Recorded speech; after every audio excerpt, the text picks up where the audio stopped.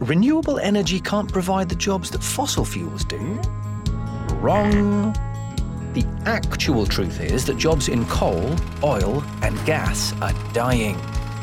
It's because of mechanization and market forces. But jobs in solar and wind energy are growing in a big way. There are nearly 10 million worldwide. In the US, for every 2 jobs in fossil fuels, there are 5 jobs in renewables, in manufacturing, installation, distribution, and support services. Plus, renewable energy jobs are often local, so money stays in the community. By 2030, there could be 24 million jobs in renewables.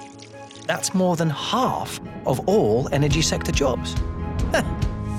Glad we got that myth settled.